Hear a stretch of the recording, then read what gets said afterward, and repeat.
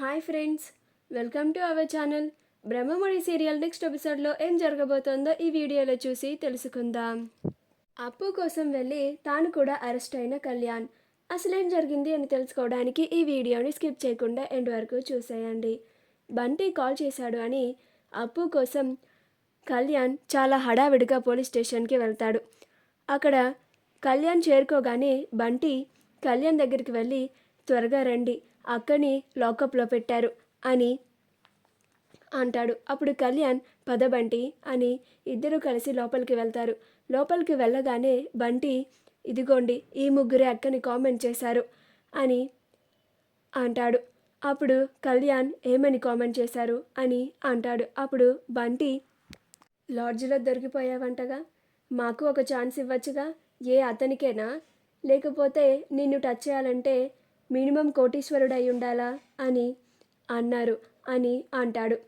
అప్పుడు కళ్యాణ్కి బాగా కోపం వచ్చి అక్కడ కానిస్టేబుల్ దగ్గర ఉన్న లాఠీని తీసుకొని వాళ్ళ ముగ్గురిని చితక బాదుతాడు. అప్పుడు సెల్లో నుంచి అప్పు కవి కవి అనవసరంగా గోలు చేయకు ఇక్కడ ప్లీజ్, ఇది పోలీస్ స్టేషన్ అని అంటుంది. ఈలోగా అక్కడికి ఎస్ఏ వచ్చి ఏంటి సార్ ఇది, మీరు పోలీసుల ముందే ఇలా వీళ్ళని కొట్టడం చాలా తప్పు అని అంటాడు. అప్పుడు కళ్యాణ్ ప్లీజ్ సార్ నన్ను ఆపకండి అని లాఠీతో ఒక దెబ్బ వేస్తాడు. అప్పుడు కానిస్టేబుల్కి తగులుతుంది. అప్పుడు ఆ కానిస్టేబుల్ అబ్బా అని అంటాడు. అప్పుడు ఎస్ఐ ముందు ఆయన దగ్గర ఉన్న ఆ లాఠీని తీసుకోండి అని కళ్యాణ్ చేతిలో ఉన్న లాఠీని లాక్కుంటారు.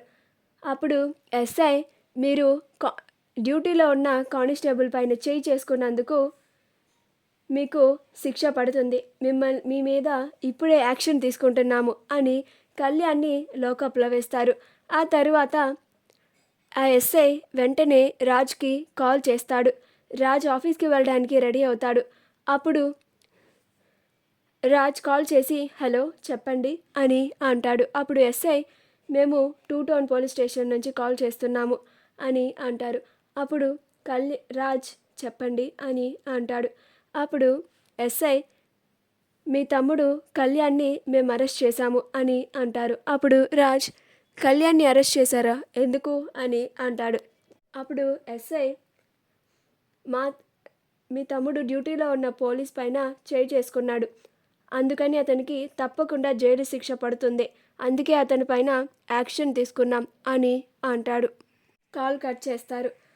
అప్పుడు రాజ్ పక్కనే ఉన్న కావ్య ఏంటండి మీరు మాట్లాడేది, కళ్యాణ్ని అరెస్ట్ చేయడం ఏంటి అని అంటుంది. అప్పుడు రాజ్ జరిగిందంతా చెప్తాడు. అప్పుడు కావ్య ఇదంతా ఇంట్లో వాళ్ళకి తెలియకుండా మనం వెళ్ళి పోలీస్ స్టేషన్లో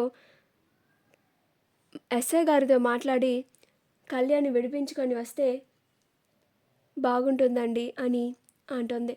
అప్పుడు రాజ్ అలాగే కళావతి, సరే వెళ్దాం పద అని అంటాడు. అలా ఇద్దరు హడావిడిగా వెళ్తూ ఉంటే ధాన్యలక్ష్మి చూసి రాజ్ ఎక్కడికి ఇంత హడావిడిగా వెళ్తున్నావు అని అంటుంది. అప్పుడు రాజ్ చిన్న అర్జెంట్ పని పిన్ని, ఇప్పుడే వచ్చేస్తాం అని